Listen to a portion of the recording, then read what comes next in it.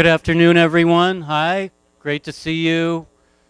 Thanks for making it here through that surprising rainstorm that keeps happening today. Um, my name's Ken Jacobson. I'm Senior Documentary Programmer here at SIFF, and I want to welcome you to the Sonoma International Film Festival, our penultimate day, which I just like saying that word, penultimate. So day 4 of 5, and I also just want to welcome you in particular to this screening of Farming While Black, directed by Mark Decena.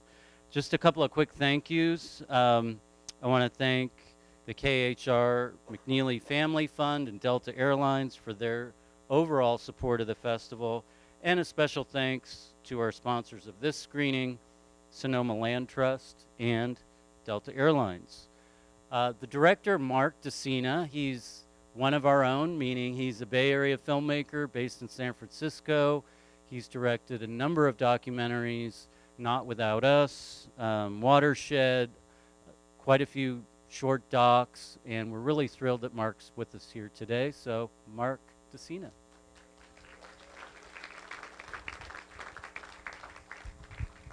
It's Decena, if anybody's, no, just kidding, Ken. No. We're very excited to be here, and we started shooting the film in 2019 when Leah Penniman was on a book tour of her book, Farming While Black. And we heard her on a podcast, called her up, and said, hey, can we possibly do a film about your book and the black farmers? And 4 years later, with COVID interrupting, we finished the film. We premiered at Mill Valley last October, and we're in the middle of our festival run. Very excited to be here in Sonoma. Thank you, Ken, for programming us, and to the entire Sonoma International staff. I do want to announce we have some very special guests here today. One of our characters in the film, Blain Snipstal, and his new baby. And his wife Samaria and their little daughter, who you'll see in the film as well. Junie, who's coming to her seat right now. So, and my wife, my producer in life and film, Liz Decena, is here as well. So we'll have a Q&A afterwards, so please stay, and we'd love to engage with you all and talk about the film. Thank you so much. Thanks, Mark. And Otis really likes me because he spit up on me. He fell asleep. But yeah, I'd like to bring up Blain Snipstal, his family.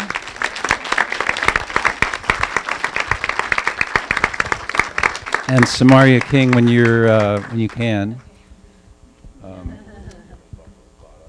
Oh, sorry. I didn't buckle his bottoms. Yeah. Great. Well, Samaria will join us when she can. And Liz, okay, you want to great. come up? Or? Yeah, let's have Liz. Liz. Okay. She can talk about money later. There you go. Well, can you talk a bit more about the inspiration? I mean, you alluded to the fact at the beginning, in the intro that you, I think you heard Leah on a podcast. Is that right? Yes, and backing up just a little bit, because Yeah. we had done a film previously called Not Without Us, where we followed 7 grassroots activists to the climate talks in Paris, and we're really following the need to push against the bad, to actually fight for what's right. But I also, Liz and I were hungering for a film about solutions, and had read the book by, it's called Drawdown, and it's 100 top solutions for the climate crisis. And surprisingly, the biggest aggregate solution is to change the way we grow food and the way that we use, land, the way we use land. So that's when I heard Leah's podcast and said, that's the film. Except I'd also met Blain a couple of years earlier at a systemic change conference in Barcelona. And I interviewed him and said, what an amazing character as well. And then I found out that they were connected. You want to talk about that? How you guys are connected to the book? Yeah. Hey, how are y'all doing? Good. It's actually a really unique coincidence that me and my family are actually here. We're here for about a month working with Urban Tilth, which is a local nonprofit out of Richmond, and they do food and ag and watershed restoration and a lot of stuff.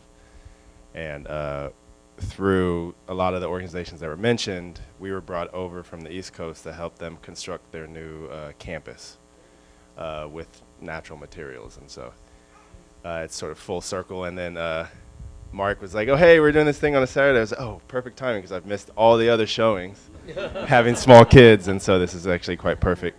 Yeah, so Leah and I were connected through this book process. And pre that, when the Black Dirt Farm Collective started in 2012 or 2013, we had just sort of done a little landscape analysis of different organizations similar to what our vision is, or was at the time.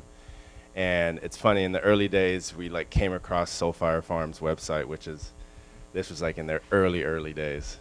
And it was nice to know that what we were thinking and doing, we weren't alone. There were others that were trying to get something similar off the ground in their own unique way.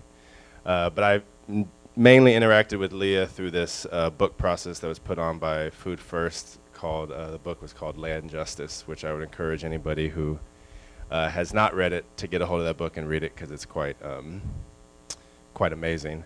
And so we were there are 4 big blocks in that group, and our block was on Black agrarianism.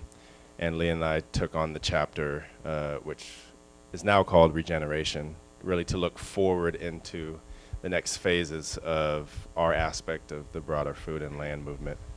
And we've sent countless folks up north. We're in Maryland, so we're still in the South. We're south of Mason-Dixon, so anytime you travel north, it's a journey. But we've had the privilege to send a few folks up north, and then we've had folks from the Northeast come down and visit with us as well. And so there's quite a vibrant, what we just call the network, over on the East Coast or across the Southeast, of Black farmers and farm organizations and organizers or agrarian organizers working to weave together different lines of resiliency to thrive and survive in the context we're in. I just wanted to follow up, then we'll throw it to you guys. You kind of anticipated my question, which was, your project in Richmond, which is, much of what we see is, New York, the Bronx, Grafton, Hudson Valley. Can you tell us more about what's happening on the West Coast, or even here in the Bay Area or North County? Yeah, there's quite a few, and our plan originally for the film was to do an omnibus film about Black farmers, but COVID happened. We had a surprising struggle to raise money to do the film, so with COVID, we just kind of focused on the stories that we had. But yeah, there's quite a few West Coast, and there's actually, the Black Farmer Fund right now is on Atlantic side, but they're actually trying to spread nationwide. And there is another fund, it was brought up, I can't remember it right now, but that does try to fund Black land across the nation. But up in Sonoma, there's Earthseed Farm.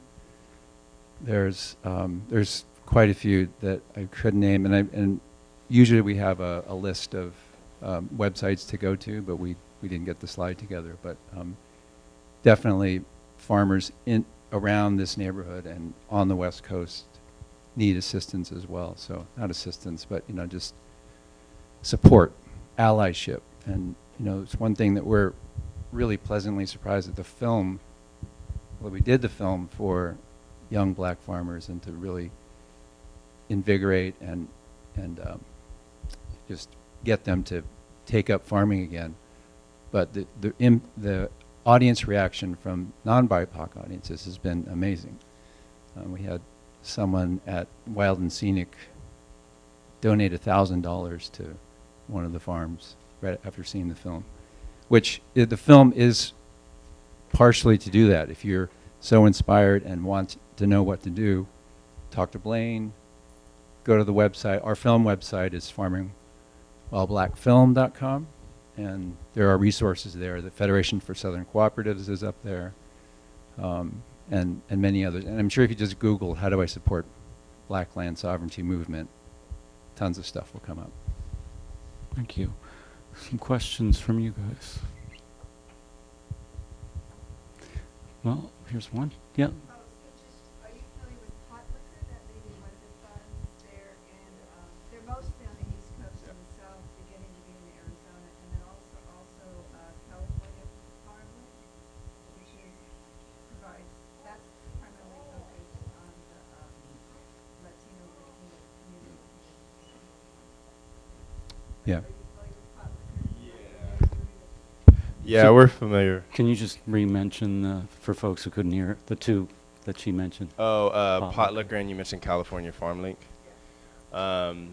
So maybe 10 years ago, 7 to 10 years ago, there were maybe several dozen farm link organizations that popped up, because the broader context was and still is that essentially the cost of farmland is prohibitive for farmers to farm it, and then to be able to build wealth or equity on it. If you're going to buy 20 acres for $1 million, there's no amount of vegetables in the world that you're going to pay that back and then pay people a living wage. And so FarmLink, as a national process, set up all these different state organizations embedded inside of community ag organizations, sometimes separate, where they worked with the private landowning community or state land holdings to identify farmers who could come in and either lease the land or set up a pathway for that land to be transitioned to them through alternative ownership means. So, because most farmers, regardless of color, don't typically qualify for the conventional financial credit or mortgage industry as we currently have it. Pot liquor is set up to provide alternative financing options for farmland ownership, operating capital, and other forms of what's called now non-extractive finance capital. So there's this whole economy that's popped up where money has moved in to allow community organizations, farmers, and co-ops to access capital in non-traditional means. So there's usually no collateral, there's no credit checks, there's things that have been traditional barriers for folks in these spaces that now pot liquor amongst the seed commons and all these other groups have popped up to try to infuse capital into these industries, because the big picture context is that agriculture has never survived without subsidy and capitalism. Previously it was called slavery, we now call it subsidy. It hasn't survived, and so these organizations like ourselves or pot liquor, who try to fill the void to support small scale sustainable agriculture, whether it's from BIPOC folks or whomever wants to tend the land and feed people clean food. And so that's the space that all this is existing within, to provide a viable alternative to the industrial form of agriculture that we need to get rid of desperately. I love listening to you talk, by the way. It's just, and you have such a great command of, I mean, seems like a very complex and multifaceted field that seems to change, pretty rapidly. So thank you so much for being here. Yeah, question in the back. Yeah, I was wondering if this movie is available for streaming, because I would just want to send this out to millions of people to see. I love Soulfire because it not only is becoming a huge educational, it's just a domino effect of getting people involved, but it is so spiritual. I mean, the whole lifestyle, the music and the way it gravitates toward such it's just so whole and so earth-loving, and we need that, and we need to save this world, because we are destroying and just simple things like growing our own food can make such a difference. And I hope the message is going out to kids and early education and all of that. And I mean, that, is it Leah who is part of Leah for president? Blain for vice president. Yeah, because what you guys have done is inspirational. Thank you for saving our Thank you for the comment. But to address the streaming question, we're not quite streaming it. We're in the middle of our festival run. I'll speak for Liz, who's the producer. We're still fundraising. We deficit spend to finish the film. We actually now are trying to finance the impact campaign. We thought we were done with the film, like, great, film is done. But now it's getting the film out there, which the budget can be half as much, or if not as much, to get the film out. And the traditional way of getting a film out is you sell it to a distributor, and they stream it or they put it out. And streaming or distribution, I don't know if there are any distributors out here, but is broken. The filmmakers do not make their money back. I think the last film we got $3,000 after 5 years. So we are, and a motivation for the film is to let the community and the movements use the film. So we are offering community screenings, which we think are more powerful, to screen it with community and talk about it and have discussions. And full transparency, we are charging a licensing fee. And depending on if you're a small community farm or a garden or corporation, we'll charge accordingly until we recoup our money. The money that we put in, the labor, and then we hope it as well supports the farmers. And if anybody wanted to donate today, you could choose. Is it supporting the film to get the message out, or is it better to put it right to the farmers and help them grow food? What do you prefer? And we just wanted to keep, as Mark was saying, community screenings, and a streaming service will lock it up and won't let you do that. So that's way down the road, if ever. But we'll figure it out. Yeah. Other questions? Actually, okay, sure. We got one over here and one here. Yep. I just a comment.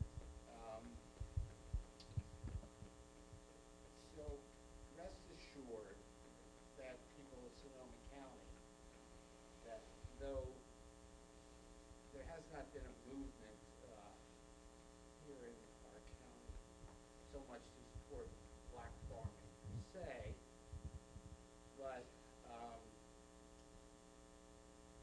my wife and I run a nonprofit farm, and talking about things like trying to raise money to support your community has been a 15-year struggle of epic proportion. And the motto of our farm sits on the back of our T-shirts is the best food that money can't buy. And within that struggle, and even creating a 501c3 nonprofit, understand that everyone is your best friend until you ask them for financial support. And then the table turns. So I implore you to speak out with your checkbooks. And speaking out with your heart is a wonderful thing. It's a wonderful thing. But writing a check and giving these people financial support is really what keeps them going. And it's really what walks the walk and talks the talk. Other than that, it's just BS.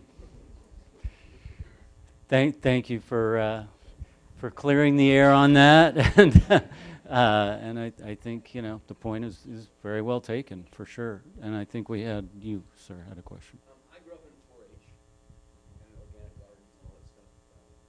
And I wondered, I know 4-H is still around and it has urban as well.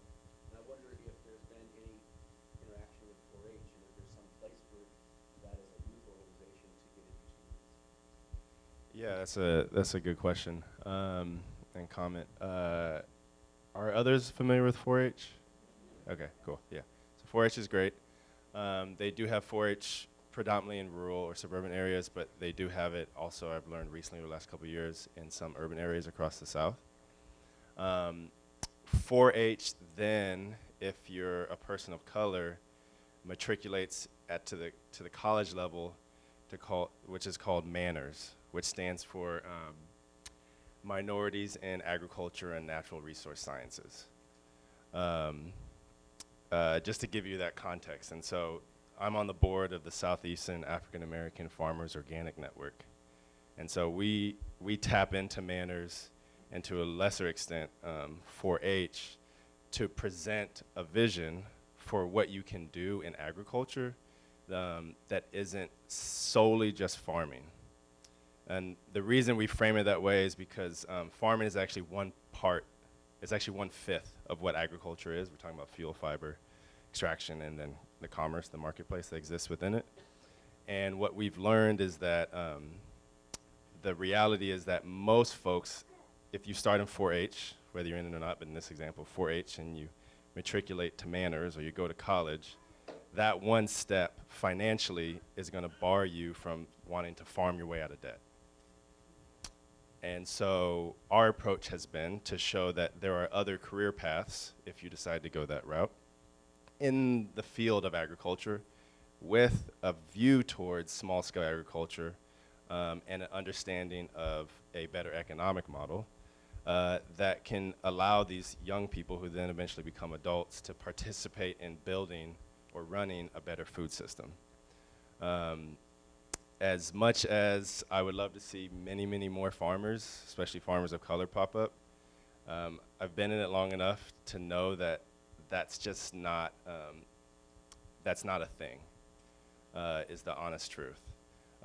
What's a real thing is that more folks of color are gaining more access to land, and honestly, more humans who care about the land are getting more access to land. And that's really the driving force that is going to really change the dynamic in our agricultural sector, in addition to small farmers. It's a very complicated and nuanced piece. I do want to share a few other pieces, in addition to that, if I can. For sure. Is that of all the land in the U.S., this is land context, about 75-ish% is privately owned. The rest is Bureau of Land Management, national parks, state parks, et cetera, et cetera, et cetera. So of that 75% of privately held land, 95% of it are owned by whites. We are within a few decades, depending upon which statistics you read, of us moving to a pluralistic society in which it's a majority of minorities. So we're in a situation where you have a political establishment that's not going to reflect the majority of people in the U.S., and then you have a land ownership context in which where all the wealth is situated that doesn't reflect the inhabitants of the U.S. And so it poses a really potentially contentious dynamic for many, many years to come. The federal government is never going to move in any sort of way to redistribute resources or land. We see that in this documentary with the lawsuits that came against the one time in U.S. history there's been ever a bill that on the federal level that spoke to any form of reparations. Within 1 week, you had 12 lawsuits, right? So that's not going to happen. And so in that vacuum, we all sit in these opportunities to find ways to, how do we change the economic rules of engagement around accessing land, whether it's for black folks or folks of color, but just community folks in your neighborhood or your local area.